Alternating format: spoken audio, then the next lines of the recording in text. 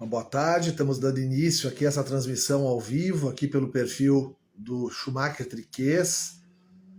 Eu sou Alexandre, advogado aqui do escritório, e estarei conversando com a Renata Iris, que é assistente social, e faz um trabalho muito legal com relação ao serviço social, em especial nos aspectos previdenciários, através do perfil dela, o Previdência Essencial.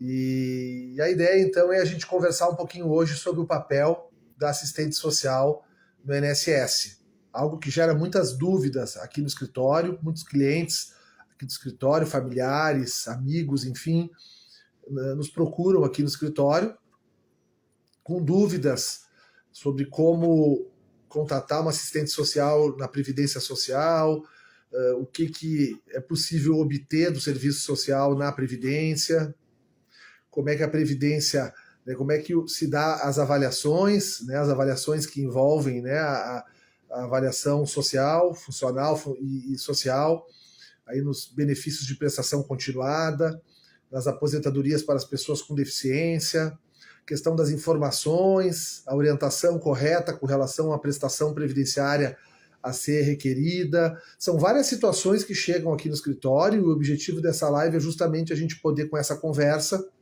esclarecer alguns pontos aqui com a Renata, e depois essa transmissão que vai ficar disponível aqui no perfil do escritório possa ser acompanhada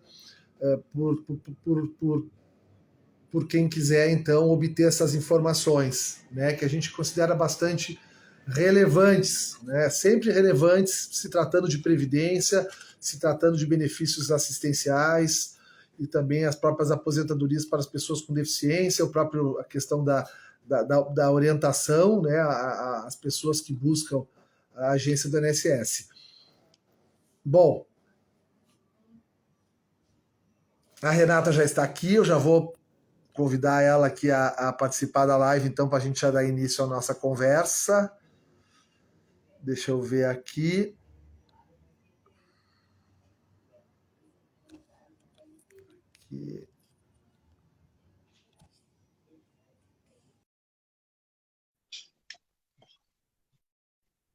Convidei, Renata, já. Eu acho que é só fazer a aceitação aí do convite. Agora vai. Aê! Tudo bom? Tudo bom. Prazer Tudo. muito grande estar aqui, debater, falar de previdência é sempre um prazer. Te agradeço o convite e a oportunidade. Tá ótimo. Eu que te agradeço ter aceito o convite. Queria deixar para o nosso público aqui registrado que eu não conheço a Renata pessoalmente. A gente está conversando assim, frente a frente, por vídeo, pela primeira vez. Então, eu quero te agradecer, acima de tudo, num contexto hoje tão difícil, né, das relações entre as pessoas, ter desconfiado aí no convite, estar aqui comigo hoje, porque realmente eu deixei bem claro para a Renata desde o princípio que o nosso objetivo principal aqui era atencionar esse assunto, que até mesmo no meio, Renata, dos advogados é pouco tratado, sabe? A gente faz o trabalho nas redes sociais, eu sou professor também, assim como tu faz trabalhos nessa linha também, e o que eu noto dos meus colegas de advocacia previdenciária é também um pouco espaço para se debater esse assunto com o profissional do serviço social, que é assistente social. E às vezes a gente quer dar pitaco sobre coisas que não são da nossa área, não é da nossa formação, né? Isso acontece muito, a gente sabe que acontece muito com nós mesmos, né, na advocacia. Então, assim, eu estava ansioso assim, por esse momento, para a gente poder. Então, quero também te agradecer aí pela oportunidade de estar aqui com a gente. E eu quero agradecer mais uma vez e parabenizar, porque esses momentos, infelizmente, são raros, né? Dessa troca entre o direito e o serviço social, e é uma pena, porque eu entendo que a gente luta do mesmo lado, né? E como eu tinha comentado com você, o BPC é a nossa especialidade na Previdência. E a gente não é chamada para falar sobre esse assunto, né? E, assim, tem muitos colegas, né, advogados que realmente se debruçam sobre o tema e estudam, mas também tem muitos equívocos, né, que a gente acaba ouvindo e não é chamada para poder participar, agregar, contribuir nesse debate. E esse espaço, essa sua iniciativa, é bem raro de acontecer. Espero que a gente consiga ter essa troca mais vezes, né, em outros momentos.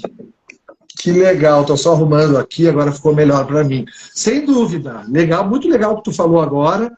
Eu acho que essa troca ela é muito importante. Olha, eu nos últimos, talvez, os últimos 15 anos, bastante envolvido com a parte docente, seminários, congressos, na área do direito previdenciário. E, olha, foram raríssimas, se é que teve alguma ocasião que eu lembro de ver um profissional de serviço social participando. E como isso é importante, como é fundamental, fundamental, né? Então, coisa boa. Eu vou muito a congresso de direito previdenciário e nunca na bancada tem alguma assistente social falando do BPC, né? Eu vou para assistir outros advogados falando, mas o serviço social não é chamado. Talvez também a gente tenha uma parcela de culpa, né, por não ocupar esse espaço, talvez por não divulgar como a gente deveria. Esse foi um dos motivos que me fez vir para o digital, para dar voz a esse serviço tão importante. Mas eu percebo que não tem essa abertura da parte dos colegas advogados e advogadas, né? Eu tenho alunos advogados nos meus cursos, mas é a minoria. Ainda tem essa resistência em estabelecer esse diálogo com o serviço social. Que bacana, bacana tu tocar nesse outro ponto. De fato, o outro lado existe também, porque o que acontece é que muitas vezes a gente não tem o acesso também tão facilitado como se tem. Pode ser uma percepção minha, tomo muito cuidado no que eu vou falar agora, né? Porque eu sou advogado, né? E não sou assistente social, mas a gente às vezes tem muita dificuldade de encontrar o profissional de serviço social, principalmente se ele está envolvido com o serviço público. Às vezes ele fica muito restrito ao recinto dele e não são todos os assistentes sociais que fazem um trabalho como o trabalho que tu faz no teu perfil, que eu achei assim fantástico, assim, uma coisa extremamente necessária, importante, considerando que hoje em dia a população tem acesso às redes, né, em grande maioria, e poder entender um pouquinho mais o que se passa ali, né, nas avaliações. E eu já vou começar te fazendo um questionamento, então. Vou tomando a dianteira aqui, mas a gente vai conversando, tá? Queria começar do princípio, tá? Que é uma questão muito pessoal, uma dúvida muito pessoal minha também, de ouvir do assistente social, de um profissional de serviço social, essa primeira questão. Mas a gente sabe que a Constituição de 88, né, e as primeiras leis que vieram após 88, especial a Lei 8.213, que é a nossa Lei Geral da Previdência, ela traz o serviço social previdenciário como um braço importantíssimo da Previdência. Se a gente lê lá o artigo 88, fala os papéis todos que cabem ao serviço social, de dirimir, né, dúvidas, orientar e tudo mais. Mas a gente sabe que, infelizmente, o mundo também mudou muito de 88 para agora, né? E a gente sabe que a Previdência vem mudando muito, e agora com o atendimento digital também, eletrônico, o contato humano também diminuiu bastante. Eu queria te perguntar, assim, como é que se dá hoje a relação dos assistentes sociais com a Previdência? Existe, até onde tu puder me responder, por favor, né? Claro, mas toda agência tem um assistente social, é possível buscar um assistente social na agência, ou hoje em dia isso já é mais difícil, talvez até pela questão da falta de profissionais. Como é que se dá essa relação entre o serviço social e o INSS hoje em dia? A nossa atuação na Previdência ela é assim, permeada por altos e baixos, né? O serviço social previdenciário se confunde com a própria história da política de Previdência. Então, esse ano a Previdência faz 100 anos, né? A gente comemorou 100 anos de Previdência esse ano, e ano que vem 80 do serviço social na Previdência. Então, a gente esteve dentro da instituição por todo esse período. E aí, a gente tem mais ou menos acesso a essa população de acordo com o governo também, por incrível que pareça. Então, assim, o INSS digital, o meu INSS, veio, a princípio, para facilitar esse acesso a extratos, a serviços mais simples, mas acaba que o que acontece mesmo na prática é um esvaziamento das agências, é uma dificuldade da pessoa conseguir uma informação mais simples. O serviço social, ele tem previsto um atendimento chamado de socialização de informações previdenciárias, que era um atendimento, a princípio, espontâneo, que a pessoa chegava na agência, queria tirar alguma dúvida, um esclarecimento, queria saber como dar entrada numa pensão por morte, por exemplo. Ou pior, teve uma pensão por morte indeferida e quer uma orientação sobre um recurso. Tudo isso está previsto o Serviço Social Previdenciário fazer. Só que aí, com a pandemia, esse processo de digitalização que já estava em curso se aprofundou. Muitas de nós viemos para o trabalho remoto e aí, ao voltar para a agência, tem toda uma demanda reprimida de BPC e a gente está tendo que dar conta desses atendimentos. E esse atendimento que é tão essencial, que essa demanda que chega na agência espontaneamente, nós não estamos conseguindo fazer. E aí, assim, varia muito de região para região. Varia muito do poder de negociação de cada colega com a sua gestão, com a sua gerência. Aqui na cidade que eu atuo, eu consegui, assim, eu atendo as avaliações que eu tenho que atender no dia e ainda consigo colocar alguns encaixes, digamos assim, dos casos mais urgentes, o que não é o ideal, né? O certo seria ter um fluxo, ter uma agenda que a pessoa pudesse ligar, olha, eu quero um atendimento com serviço social, pudesse agendar. Mas na maioria das regiões do país, essa agenda para esse atendimento específico não está disponível porque o governo, a instituição está priorizando os atendimentos de BPC que ficaram represados aí durante a pandemia. Mas, assim, as pessoas não têm noção de tudo que o serviço previdenciário tem condições de fazer, desde parecer social, como elaborar mesmo o recurso administrativo, né? E agora a gente está meio que amarrada para conseguir fazer, dar conta dessas atribuições, mas é nossa atribuição. Tudo isso é.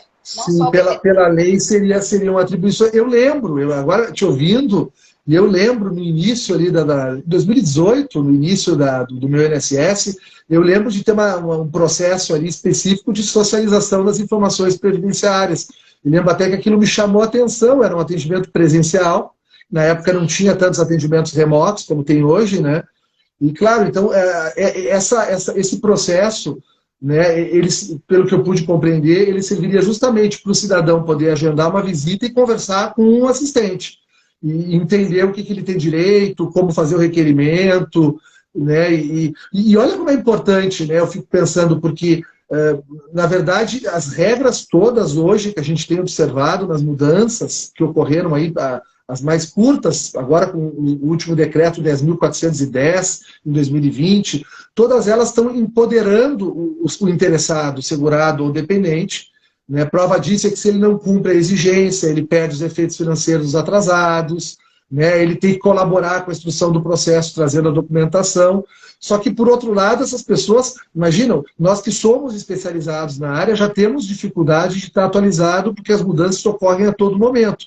As pessoas que estão aí, né, que vão precisar de uma aposentadoria, de um BPC e tudo mais, dificilmente elas vão compreender todas essas regras, e aí elas acabam realmente, isso acaba fomentando a própria judicialização, né, Renata? Não sei se tu concorda, porque ao fim e ao cabo acaba caindo para o advogado, né?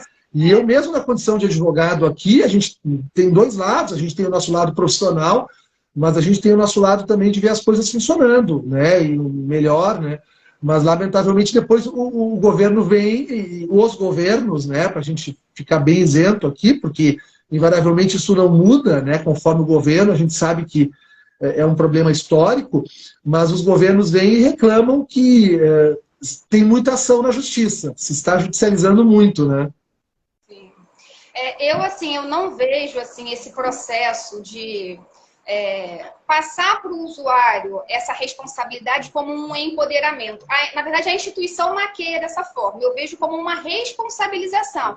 Eu entendo que empoderar é isso que a gente está fazendo aqui agora, né? Divulgar o acesso à informação para que ele entenda minimamente quais são os procedimentos do BPC, porque as etapas, por exemplo, mudaram e muitos não têm nem noção disso. Muitos não sabem que agora eles são responsáveis por marcar o BPC, a perícia médica, a avaliação, porque antes não era assim. O INSS dava conta de marcar tudo e avisava o usuário. Agora não é mais assim. Então, assim, eles querem passar a imagem de que é para dar autonomia, mas e quem não tem acesso à internet, né? E quem perde todo o processo porque não foi avisado, não tomou conhecimento da perícia médica, não conseguiu acessar o canal remoto a tempo. Então, assim, aqui não há nenhuma bandeira, não há nenhuma guerra contra a informatização. A gente está a favor da evolução, do progresso. Só que o meu questionamento é colocar essa via como único canal para a pessoa acessar o direito. Se fosse dado como uma alternativa, mas acaba que muitas vezes é o único canal. Ou a pessoa vai por esse canal, ela tem que pagar um profissional, porque são tantas exigências, um despacho desse tamanho que o usuário não consegue nem entender o que está escrito ali. Fora as automáticas, né? Que às vezes nem é para ele aquela exigência, ele não sabe se é para cumprir, se não é. Então, assim, a instituição orienta a pessoa que não precisa de um profissional para dar entrada no requerimento, mas são tantas as barreiras que muitas vezes ele sozinho não consegue dar conta. Isso dá abertura para profissionais e profissionais, né? Tem aqueles que são estudiosos, estão realmente a favor de lutar pelo direito daquela pessoa, e tem os aproveitadores. E aí dá margem para todo tipo de intervenção, infelizmente. Claro, achei fantástica a correção que você fez com relação ao empoderamento. Eu acho que está perfeito. Na verdade, não é um empoderamento, né? Na verdade, é vendido como empoderamento, mas a gente tem estudos aí que mostram que 40%, 50% da população não tem acesso à internet, por exemplo, né? E eu queria te fazer uma pergunta. Hoje, então, se um cidadão quiser ir a uma agência da Previdência, se deslocar, sempre aqui em Porto Alegre, tem algumas agências que estão funcionando, né? Digamos, houve um fechamento de algumas agências com o INSS digital, mas o atendimento presencial ele ainda existe. Claro que todo alicerçado na questão do sistema eletrônico, né? Mas hoje, se uma pessoa quiser ir para uma agência e marcar um horário e conversar com o assistente social, não é possível. Esse tipo de demanda não é possível. Eu recomendo que a pessoa ligue ou tente agendar pelo 135, ou pelo meu INSS ou pelo 135 esse serviço, socialização de informações previdenciárias. Se ligar e não houver vaga aberta, significa que a assistente social provavelmente não vai conseguir atender. É como eu falei, aqui na cidade que eu atuo, eu estou conseguindo, mas assim, com muita negociação e por minha conta e risco, assim, para além do que eu teria que fazer, entendeu? Então, assim, se ligar e não tiver vaga, se não for possível marcar, quer dizer que o serviço social naquela agência ali possivelmente não está atendendo. Entendi. Tá perfeito. Vou seguir para... É espontâneo mesmo. Antes era um serviço espontâneo. A pessoa tinha um dia só para isso. A gente conseguia organizar dessa forma. Olha, segunda e sexta, só atendimento espontâneo. Pode chegar na agência até tal hora que vai ser atendido. Tinha esse acesso mais facilitado ao assistente social. E agora a gente tem que brigar para conseguir não perder esse acesso ao usuário. E a instituição colocou um serviço chamado de atendimento simplificado, se eu não me engano, que é uma forma da pessoa comparecer à agência e ter o contato com alguém humano que seja. Mas não substitui o atendimento do serviço social. Porque no atendimento do serviço social, a gente faz todo um estudo daquela situação ali. Até mesmo na avaliação social. Eu abro o CNIS, eu vejo se a qualidade de segurado, o período de graça. De repente, a pessoa tem direito a uma pensão por morte daquela criança ali, está requerendo BPC. Então, é toda uma análise da situação que, às vezes, o servidor ou nem entende ou não tem tempo também no atendimento simplificado para fazer, né? Tá perfeito.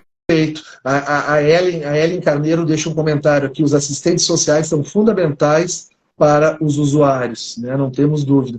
E a demanda é grande, a necessidade de concurso também é urgente. Mas achei importante tu trazer para nós, então, a pessoa que está acompanhando essa live ou está assistindo ela gravada e quiser ao menos tentar, porque tem muitas coisas no INSS, muitos serviços que não são ofertados pelo aplicativo, justamente para que as pessoas, né, não façam requerimento tão fácil, né?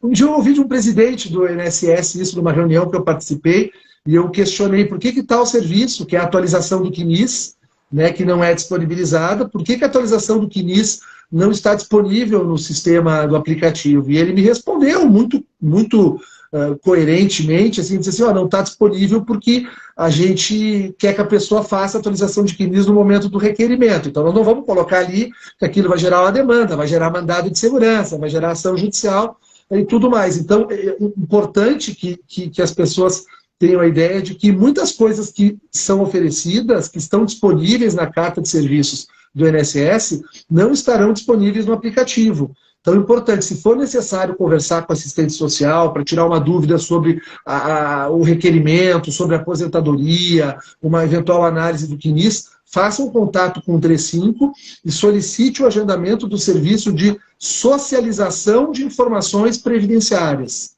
né? E vai ter que aguardar um pouco o telefonema ali, às vezes cai, liga de novo e solicita a socialização de informações previdenciárias. E eu sempre oriento também, às vezes a resposta é negativa, e a gente liga de novo e é positiva, né? Porque a pessoa que atende no telefone não é um agente público, né? Não é um analista nem um técnico, né? É provavelmente uma empresa privada que está prestando serviço ali, e ela vai ter ali um sistema onde ela vai olhar ali se pode ou não. E eu várias vezes, Renata, que faço solicitações pelo 135, e eu recebo um não, às vezes a gente liga novamente e recebe um sim, né? Então tem que ser um pouco, dentro desse contexto que a gente está trazendo aqui, pessoal, tem que ser um pouco, tem que correr atrás mesmo, né? Tem que correr atrás, então fazer o contato, pedir a socialização de informações, ou eventualmente ir até a agência e tentar ver a possibilidade de agendar por lá, mas fica essa informação que eu acho que é bem relevante, acho que poucas pessoas sabem, que existe sim uma possibilidade desse encontro com o assistente, mesmo que a gente saiba que não vai ser simples, em razão da demanda, em razão da quantidade de assistentes, em razão da priorização dos atendimentos à distância, mas é possível sim tentar, né? E pode fazer toda a diferença, né? De repente aqui está nos assistindo uma liderança de bairro, de comunidade, né? Alguém que trabalha atendendo as pessoas do bairro, enfim, e talvez essa pessoa possa ajudar justamente nesse tipo de agendamento. Faltam assistentes, Renata? Precisaria de concurso público? Estou te fazendo uma pergunta óbvia, né? Mas só para te ouvir um pouquinho a tua análise. Sem dúvidas, a gente tem um quantitativo mais ou menos de 1.500 no país inteiro. Entendeu? Então, assim, a gente fica de mãos atadas realmente, tendo que dar conta de um número quantitativo, e o nosso serviço não pode ser medido exclusivamente pela quantidade, né? Todo esse trabalho de socialização para a instituição não é importante, porque ela quer dar conta dos números.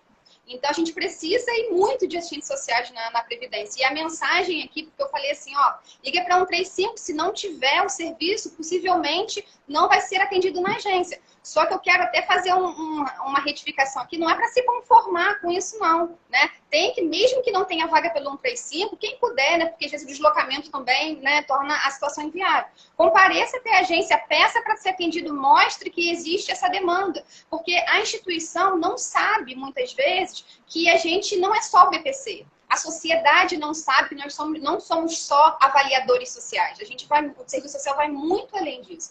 Então, não é para se conformar. Vai até a agência, tem que mostrar que existe essa demanda reprimida, né? Então, na medida das possibilidades de cada um, vá até a agência mais próxima, uma peça para ser atendido, reclama com o gerente, vai no CRAS, pede para o CRAS fazer uma notificação, um e-mail para o gerente da agência, tem que brigar, porque a previdência é nossa, é de vocês. Se a gente não brigar por ela, ninguém mais vai, né? Então, se não partir da população que está sem esse serviço, quem é que vai brigar? A gente de dentro, eu brigo muito, né? Mas a gente tem menos força sozinho, a gente precisa de fora para dentro também. Tá perfeito. Achei ótimo também essa tua sugestão, né, de buscar o CRAS. Eventualmente o CRAS pode fazer um trabalho de articulação ali com a Previdência. Tem que correr atrás, com certeza. Tem coisas que não são disponibilizadas assim. Deveriam ser, a gente sabe que ninguém está se conformando com isso, mas deveriam ser. Mas, infelizmente, algumas coisas a gente tem que correr atrás, né? Então, tem os canais de ouvidoria, tem os espaços para fazer reclamação, e eu acho que é bem importante, eu concordo integralmente contigo, muito bacana a tua fala, eu acho que para dar uma sacudida, né, e a possibilidade de ser atendido por um profissional que tem formação também para isso, né, para entender as dificuldades que a pessoa está passando, o melhor encaminhamento que pode ser dado junto à Previdência, eventualmente encaminhando para um outro órgão, se for o caso. Então, quer dizer, é uma possibilidade realmente de uma grande oportunidade, né, de ser atendido por um profissional que está capacitado para passar todas essas orientações. Mas... Oi, pois não. Desculpa, é fundamental, porque eu falei agora da mobilização, a importância e tudo mais. A gente não pode deixar de lembrar que de tempos em tempos há uma tentativa de exclusão do serviço social da Previdência. E porque já aconteceu várias vezes e agora de forma super recente, 2019, no último governo. Ele tentou excluir o serviço social da Previdência e só não conseguiu justamente porque houve toda uma mobilização, um abaixo-assinado com 150 mil assinaturas, e a gente conseguiu se manter na Previdência. Mas de tempos e tempos tentam excluir esse serviço do INSS à toa não é, né? A gente já pode imaginar o porquê, né?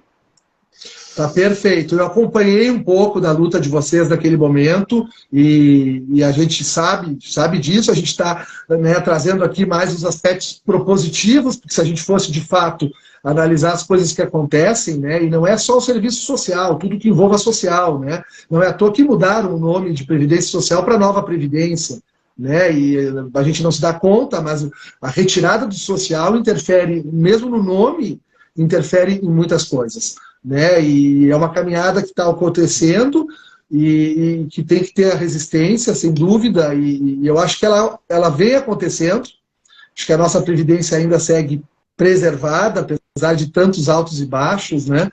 E o trabalho do assistente do serviço social, a gente fala muito do serviço social, eu sempre que tenho oportunidade, assim, como advogado, claro, né, do papel lá do artigo 88, a gente utiliza muito nos processos também, Renata, essa argumentação, porque muitas vezes, né, uma revisão de uma aposentadoria pela não apresentação de um documento, a gente justamente trabalha, né, a não oportunização do 88, o fato de a pessoa não ter tido acesso ao assistente social, até que ponto isso configura um reconhecimento de que, na verdade, o INSS errou, né, ao não conceder a melhor prestação, e, de fato, ele erra a partir do momento, porque o artigo 88 não foi revogado, né, ele está lá, e ele é muito expresso quanto ao dever, né, da Previdência de orientar o segurado e o dependente. Mas, ultrapassada essa questão, que era uma primeira questão que eu queria muito tensionar contigo, assim, sobre o papel do serviço social e do assistente social nas agências, eu queria entrar um pouquinho na temática, então, dos processos, né, da instrução dos processos, e aqui, primeiramente, se for possível para ti, a gente falar um pouquinho do BPC. Porque o BPC, né, é uma prestação, um benefício de prestação continuada da Lei Orgânica da Assistência Social, também chamado de LOAS, Amparo Social, benefício assistencial, muito conhecido, eu vejo aqui pelas pessoas que eu converso, Renata, aqui no escritório, as pessoas conhecem o BPC, hoje a população sabe da existência de uma prestação da Previdência Social, é assim que se conhece o BPC, né? A gente sabe que é uma prestação da assistência social, mas ela é operacionalizada pelo INSS, né, mas as pessoas sabem da existência do BPC, buscam muitas vezes, mas tem uma dificuldade enorme de entender o que realmente é difícil de ser entendido. Né, e principalmente com as mudanças que a gente passa a ter aí de alguns anos para cá, com a mudança da avaliação, né, de uma avaliação que avaliava apenas a incapacidade para a vida independente, e hoje passa a fazer aquela avaliação biopsicossocial, com todas as nuances que envolvem a avaliação biopsicossocial, passando por uma avaliação médica, depois passando pela avaliação do assistente social. Eu sei que teve portaria recente, eu queria muito ouvir de ti, eu sei que teve portaria recente que em algumas situações excluía o assistente social dessa avaliação, dependendo da forma como o perito médico decidia, né, no primeiro momento dessa avaliação. Mas eu vou te passar a palavra, porque ninguém melhor do que a Renata para explicar um pouquinho para nós, Renata, assim, como é que se dá o trabalho no BPC, do assistente social, como é que vocês trabalham com as demandas do benefício de prestação continuada? A nossa participação nesse processo de análise também foi bastante prejudicada com a mudança que o BPC sofreu no seu fluxo, né? Porque antigamente as etapas eram muito bem definidas. Então, era feita uma análise administrativa, a documentação, a renda, depois vinha a análise do serviço social e depois a análise da perícia médica. O BPC é um benefício, antes de tudo, um benefício social. Então, era muito importante que o perito lesse a nossa história social para já ir para a perícia médica dele com esse olhar para o social, né? Analisar todo esse contexto. Só que com a mudança, né, que houve nesse processo de requerimento, as fases são invertidas. Então, a perícia pode vir primeiro, a análise da documentação pode ser a última etapa, não precisa necessariamente a avaliação social vir antes. Isso foi uma perda, assim, absurda para os requerentes, porque quando a pessoa passa pela perícia médica primeiro, se o perito avaliar que não há impedimento de longo prazo, aquele que tem que durar por pelo menos 2 anos, se na perícia médica ele marca que não há esse impedimento, automaticamente a avaliação social ela é cancelada. Então, a nossa opinião profissional, a nossa análise profissional nem importa. Então, isso é um retrocesso brutal, porque volta para aquela análise biomédica da doença, né? Então, assim, se o perito não avaliar que a pessoa está incapaz para o trabalho, pura e simplesmente o BPC é indeferido. E o BPC tem toda a lógica do que você falou, a gente avalia toda uma situação baseada na CIF, né, que é a Classificação Internacional de Funcionalidade, Incapacidade e Saúde. A CIF, só para explicar rapidamente, ela vem para complementar a CID, que é aquele códigozinho simples, aquele número da doença. Então, são leituras que se complementam. E o perito fica muito focado no CID, o código da doença. Então, quando ele faz essa análise, basicamente, levando em consideração só o código da doença e indefere, coloca por terra toda a luta de pessoas com deficiência. Né? E a nossa análise é desconsiderada. E o pior disso é que a pessoa chega a comparecer na agência para avaliação, porque não toma conhecimento de que a avaliação foi cancelada. E a gente fica numa situação da pessoa entrar na nossa sala e a gente dizer, olha, eu não tenho o que fazer, a minha opinião foi desconsiderada porque o médico já decidiu tudo. Né? Então, assim, é uma situação extremamente difícil pra gente, porque não vai faltar muito para eu ouvir, ué, o que você está fazendo aqui então? Daqui a pouco vou me perguntar isso, né? Estou me preparando para esse momento, quando esse momento chegar. Mas, assim, a avaliação do serviço social, do assistente social é fundamental, porque a gente analisa todo o contexto, né? Então, assim, uma pessoa que não tem uma perna numa comunidade carente é diferente de uma pessoa que não tem uma perna de classe média e tem um carro adaptado, que consegue acessar um tratamento, uma fisioterapia, conseguiu concluir o 2º grau. É completamente diferente. Então, a doença por si só não dá direito automático a benefício nenhum. Então, a análise do assistente social é justamente importante nesse sentido, para fazer essa leitura desse contexto que essa pessoa com deficiência está inserida. Entendi, tá ótimo. E um questionamento que eu ia te fazer. Então, no momento que o cidadão, né, não vou tratar como segurado, porque ele está pedindo um BPC, né, ele provavelmente não vai ter a qualidade de segurado, e ele vai lá e faz o pedido do benefício de prestação continuada. Aquele formulário que ele preenche, ele não é avaliado por um assistente social. Então, ele vai passar por um servidor da Previdência e imediatamente já vai ser marcada a perícia médica. Não é feita uma avaliação social daquele formulário? O requerimento que você diz, né? O requerimento. Esse requerimento foi revogado há pouquíssimo tempo. Não está sendo mais preciso anexar esse requerimento, não, tá? Quando ele era manual, a gente até ajudava a pessoa a preencher, bem antes de tudo, né? Bem antes do meu INSS. A gente ajudava a pessoa a preencher esse requerimento e tal, mas quem fazia análise do requerimento era o técnico, né? O concessor. Passou para o digital, continuou exigindo esse formulário, mas não passa pela gente esse formulário, não. O que a gente analisa é o CAD único, às vezes, para dar uma olhada na situação geral, mas às vezes nem é preciso. Eu levo muito em consideração o que a pessoa fala para mim no momento da avaliação social, entendeu? Então, tudo que a pessoa anexa no momento do requerimento, nós do serviço social não analisamos. E até uma informação importante, tem gente que anexa o laudo médico no requerimento. E não precisa, porque nem o serviço social, nem o perito médico vão olhar o requerimento, entendeu? E aí expõe a pessoa para, né, para todo mundo que passar pelo processo ver aquela situação e a gente não analisa. Então, respondendo a sua pergunta, esse requerimento a gente não analisava, laudo médico a gente não analisa, tudo que essa parte burocrática de documentação inicial não passa pela gente, é tudo do técnico administrativo para analisar. Entendi.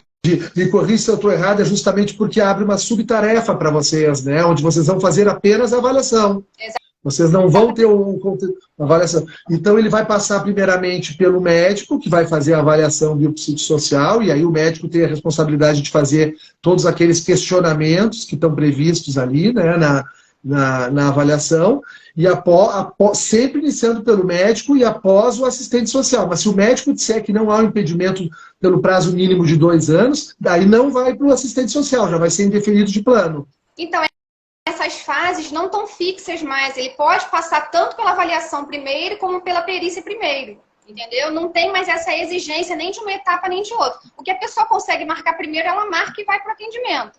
Mas quando acontece de passar pela perícia primeiro e o perito já indefere, a avaliação social é cancelada. Entendi.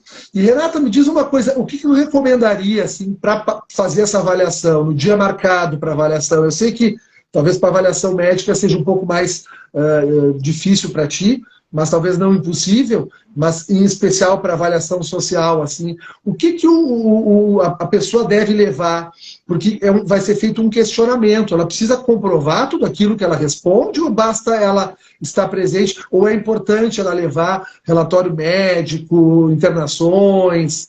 É importante, por exemplo, se é um dependente químico, um documento que ateste essa condição, ou não. O que se for possível para ti trazer assim, algumas informações nesse sentido, no dia da avaliação? É muito importante, tanto para avaliação como para perícia médica, trazer documentos que ajudem a gente a formar a convicção de que a pessoa está incapacitada para a sua vida e para o seu trabalho. Vou trazer um exemplo que agora teve um boom, né, pós-pandemia, do autismo. Quando é criança autista, que vem só com um laudo dizendo a criança... Ainda usa muito a palavra portadora, que a gente nem usa mais, né? A criança apresenta o transtorno do espectro autista CID-F84.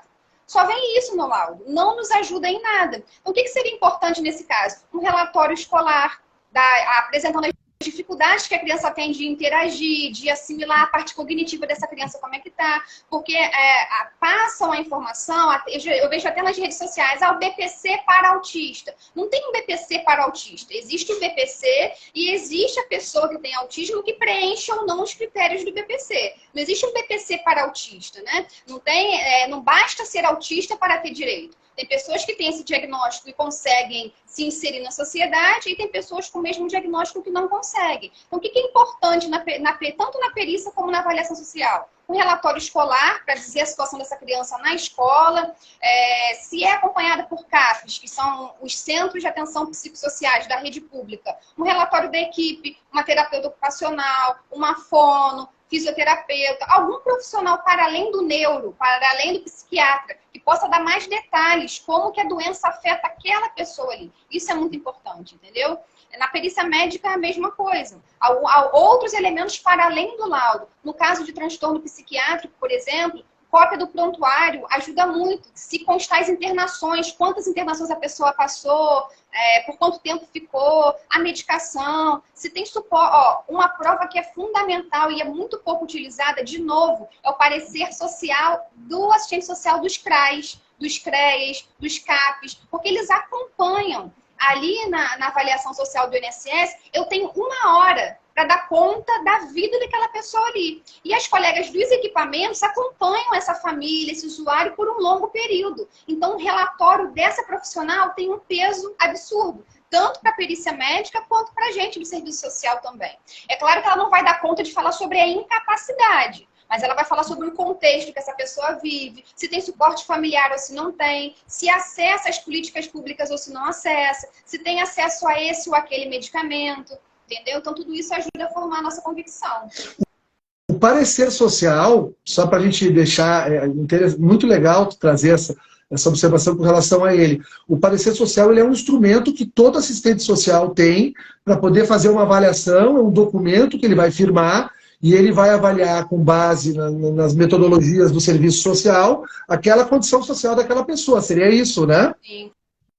E é solicitado por juiz, pela Defensoria Pública, pela Junta de Recursos do INSS. Qualquer pessoa, um advogado pode solicitar, pedir, encaminhar o usuário para um caso e pedir um parecer social, entendeu? O parecer social é uma opinião conclusiva. Então, não é só um relatório que a profissional descreve. Um relatório também é válido, tá? Às vezes é até mais fácil conseguir um relatório, porque compromete menos o profissional, né? Digamos assim. Às vezes é mais fácil conseguir um relatório. Mas um parecer social tem um peso, porque é a opinião profissional, ele é conclusivo.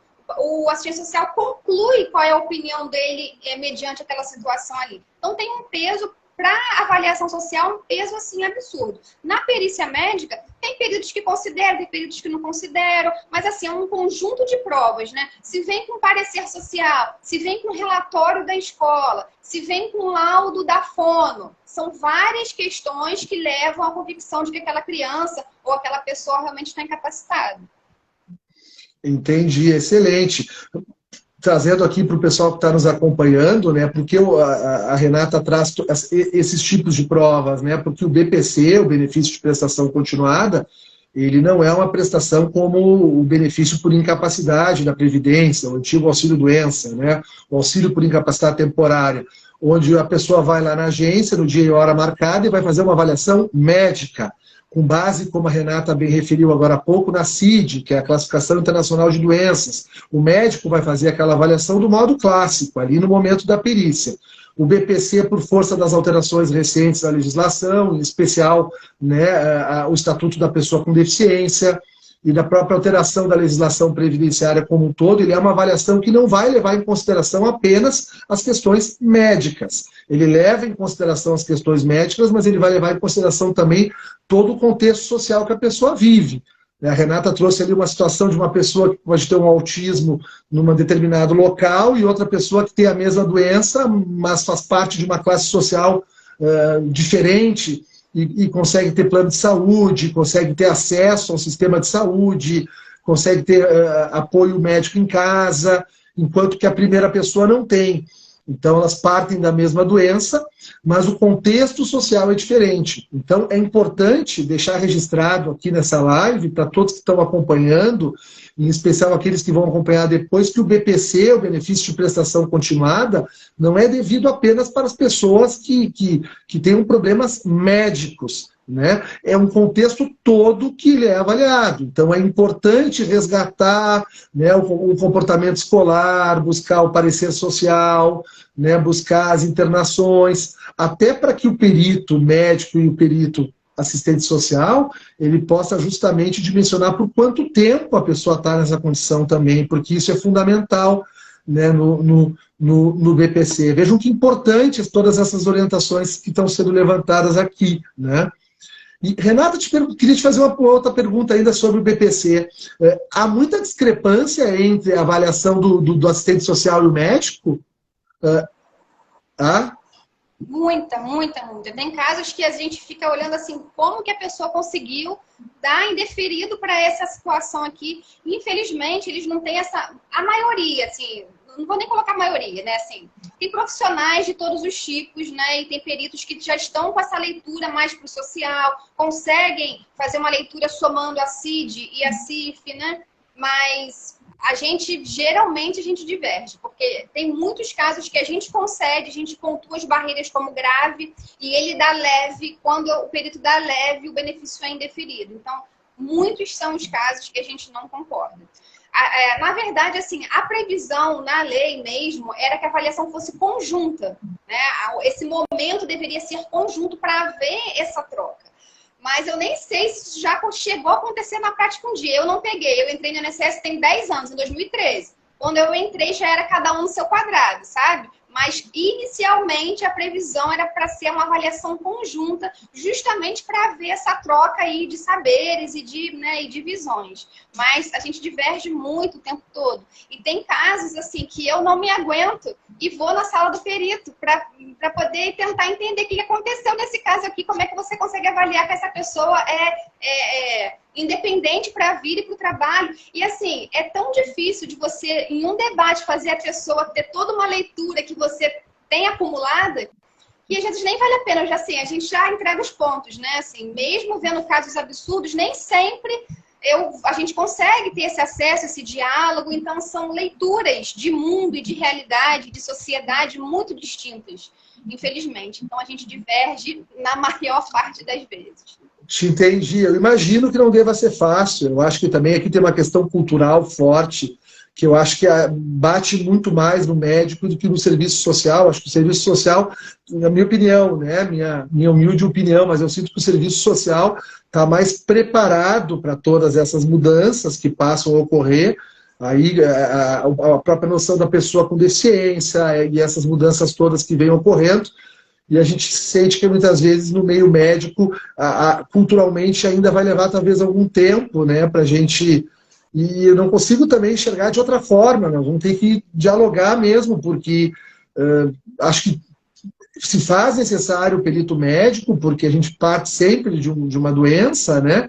Mas a questão relacional, as barreiras, eu vejo pelo menos os processos aqui no escritório, não raras vezes, assim, os laudos a gente solicita a posteriori, porque eles normalmente não vêm juntos no processo, e a gente verifica laudos assim que, nos pontos principais ali, o impacto não foi nem um pouco constatado, assim, que dá a sensação de que ou não foi analisado, ou não se compreende bem o que tem ali, ou há uma resistência na aplicação do que existe ali. Existe muita dificuldade ainda, né, nesses aspectos.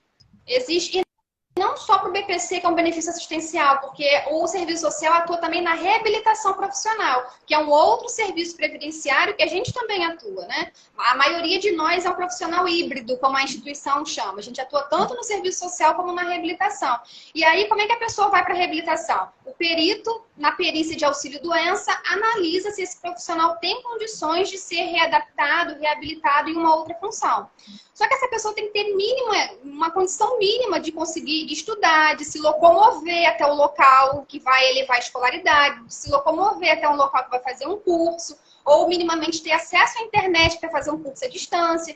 E aí acaba sendo encaminhado pessoas com 50 e poucos anos de idade que o mercado não absorve mais, com um primeiro grau incompleto, assim, totalmente fora de um perfil de um profissional que poderia ter a chance de ser reabilitado um dia. Então, assim, é uma dificuldade mesmo para fazer uma leitura para além da parte física, para além dessa parte exclusivamente biomédica, né? Então, não é só porque é um benefício assistencial, não. É uma dificuldade, assim, né, mais ampliada, né? Eu diria, de fazer essa leitura do contexto mesmo. Entendi. Renata, pulando um pouco de assunto, eu também não quero tomar muito teu tempo, mas está muito bom te ouvir, e eu vou confirmando na prática aquilo que falei no início, assim, que realmente há uma carência de diálogo mesmo, como é bom conversar contigo, com uma assistente social, porque são visões que a gente não tem, muitas vezes a gente não tem, mas eu queria te questionar só sobre a aposentadoria para a pessoa com deficiência. Não sei se tu costuma fazer um trabalho também nessas aposentadorias, só fazendo uma breve introdução para o pessoal que está nos acompanhando. Desde 2013, a Previdência Social mantém duas prestações previdenciárias, e agora estamos na Previdência, amigos, e não na assistência, como estávamos agora há pouco no BPC, né? Mesmo que tudo ocorra dentro da Previdência na avaliação, o BPC é um benefício assistencial, mas no campo da Previdência nós temos duas prestações que desde 2013 são assim muito ampliativas, muito importantes para as pessoas, e acho que ainda falta muito a divulgação disso, que é a aposentadoria por tempo de contribuição para a pessoa com deficiência e a aposentadoria por idade para a pessoa com deficiência.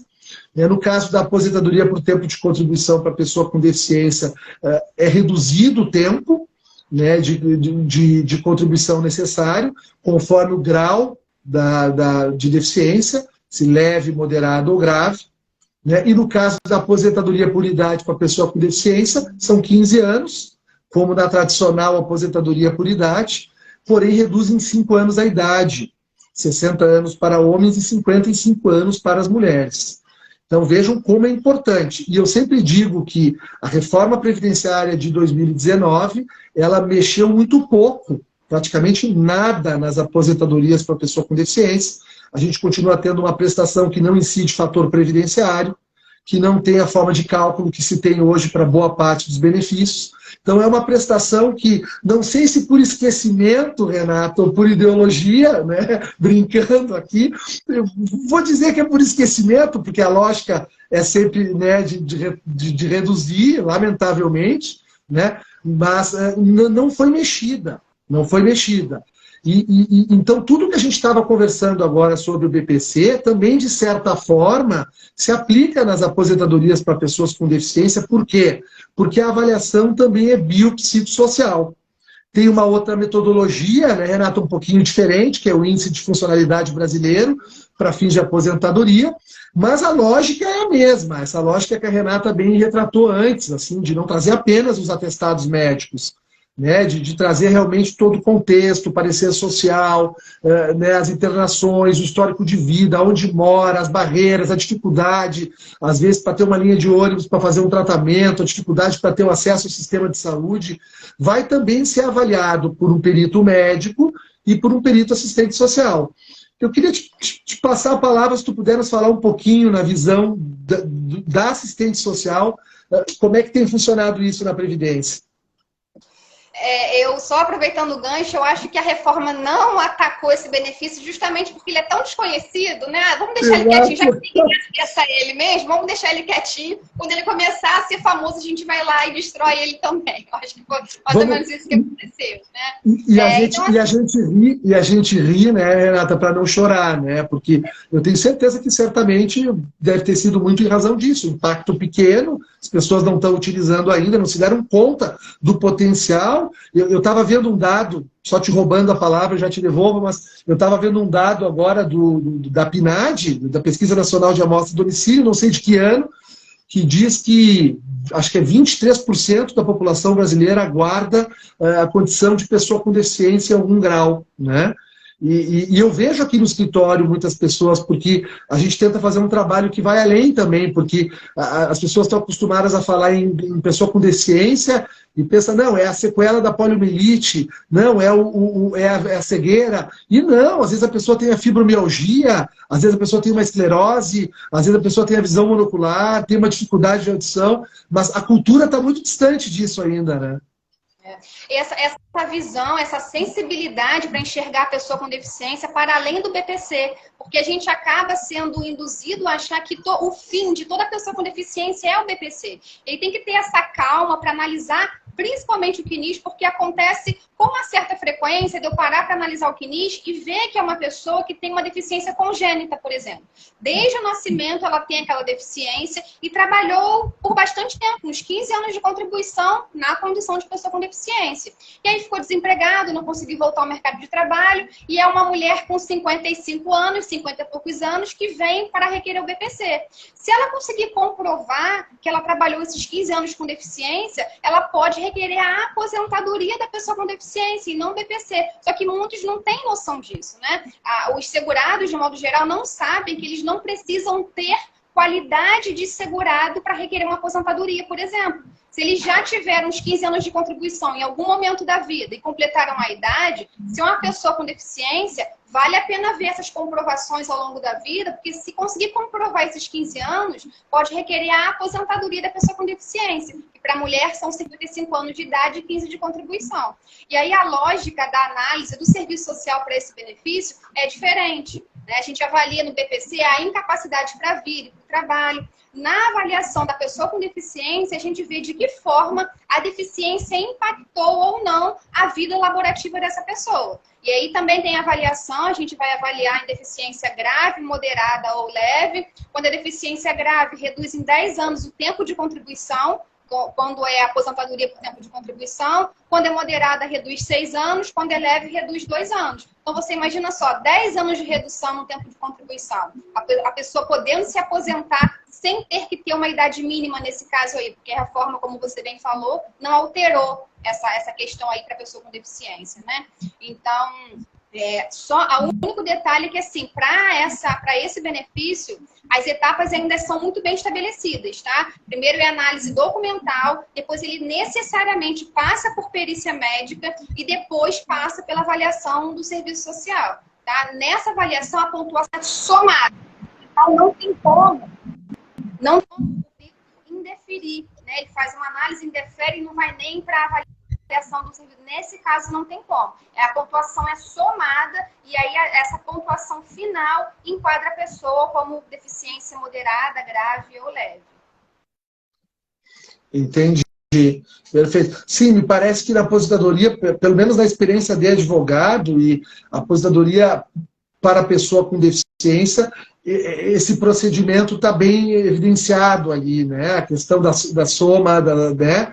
Dos impactos. O BPC que a gente tem muita dificuldade, quem está para fora, digamos assim, eu na condição de advogado, as pessoas em geral, porque o critério às vezes é um pouco mais complicado. Eu sinto um pouco mais de facilidade, talvez de transparência até, no critério lá da portaria número 1 de 2014, porque ali a gente conhece bem, consegue entender, dá para fazer. Eu, inclusive, alguns clientes que eu atendo aqui, sabe que uma experiência que eu já venho fazendo há algum tempo, que tem sido muito legal, eu faço avaliação por mim aqui, para ver se a pessoa tem direito ou não. Eu faço avaliação, né? Digo isso também com todo cuidado. Eu pego o formulário e respondo o questionamento, né? E passo para minha colega e ela faria a segunda avaliação, que seria do serviço social, né?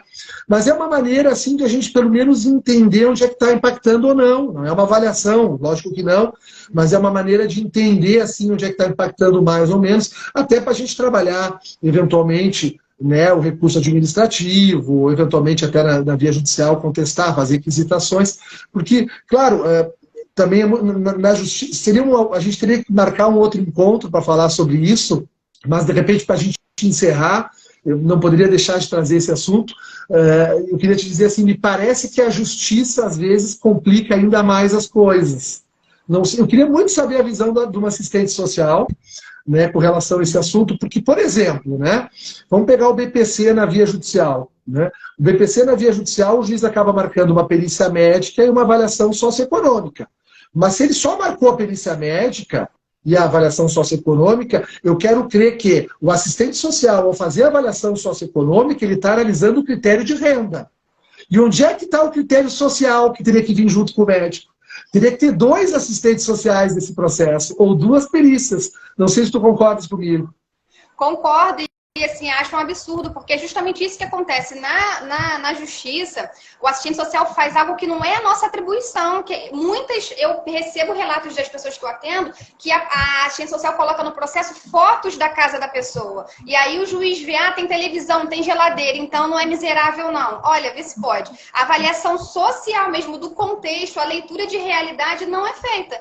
Então, assim, muitas vezes, dependendo do motivo do indeferimento, muitas vezes o entendimento da justiça é pior do que o entendimento administrativo, muitas vezes. Agora, o que dá para discutir, às vezes, que eu percebo que é sutilmente mais favorável, é quando é questão da incapacidade. É que o perito tem uma visão muito restritiva e, às vezes, o juiz tem um entendimento mais ampliado. Na questão da renda, geralmente, na justiça é pior para o usuário do que o entendimento administrativo.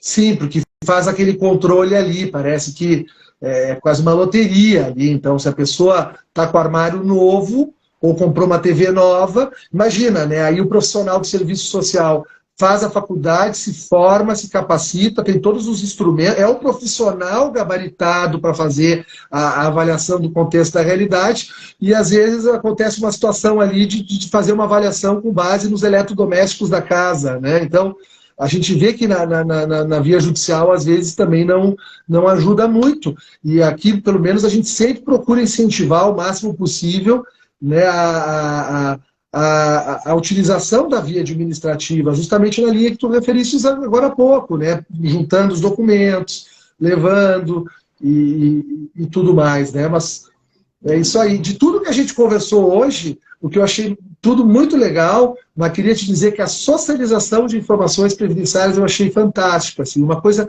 que era para ser tão simples, que poderia reduzir uma série de problemas e que a gente encontra dificuldade, né, lamentavelmente, encontra dificuldade na prática. Né? Eu queria te passar a palavra, se tu quiser fazer alguma última consideração, porque eu não quero tomar muito teu tempo, até para a gente ter assuntos, e tomara que tu toque para a gente conversar em outros momentos também. A ideia era realmente dar uma visão geral, a gente conversar um pouquinho, acho que foi muito legal.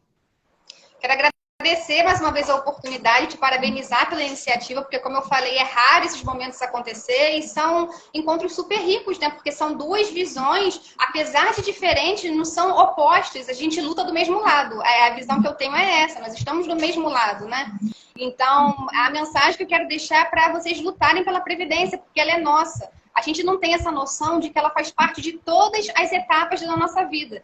Desde o momento mais feliz, como o nascimento de um filho, até o mais triste, como a invalidez, a morte. Então, ela perpassa a nossa vida. Se a gente deixar ela escapar, né, a gente fica esperando acontecer uma grande reforma. Só que a Previdência é destruída aos poucos. Ela vai sendo minada por dentro aos poucos e a gente não se dá conta. Então, briguem por ela, lutem por ela, não desistam a questão da socialização. Não se conformem, né? Essa provocação tem que partir da sociedade, dos colegas de modo geral, tanto advogados como colegas dos equipamentos, assistentes sociais, mas principalmente da sociedade. Eles têm que primeiro perceber a importância do serviço social, né, entender que nós somos aliados nessa luta para poder lutar junto com a gente para a nossa permanência na Previdência. Que, às vezes mais, às vezes menos, estamos sempre sendo ameaçados de extinção e justamente é no artigo 88 que vão na intenção de excluir quando querem tirar a gente da Previdência. A primeira coisa é excluir esse artigo da lei.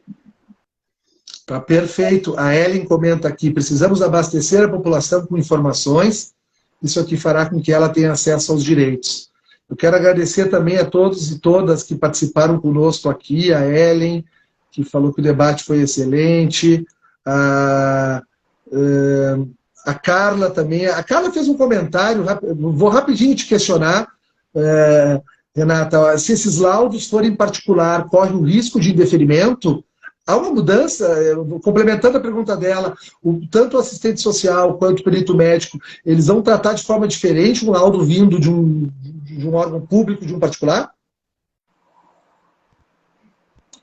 O assistente social, na maioria dos casos, não, porque a gente entende que pode ser um plano que o avô está pagando, né? O avô, a avó, assim, os familiares estão pagando, ou o pai está numa empresa que fornece um plano de saúde. Assim, vários podem ser os motivos. A família se organizou para pagar uma consulta e conseguir aquele laudo. Vários podem ser, né, os motivos daquele laudo particular ali.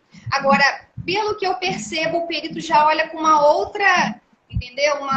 Tem um outro olhar quando esse laudo é de um médico particular, infelizmente. Daí a importância de ter esse relatório, para poder esclarecer. O laudo é particular, mas a família fez vaquinha, o avô que paga, para poder dar uma dimensão maior.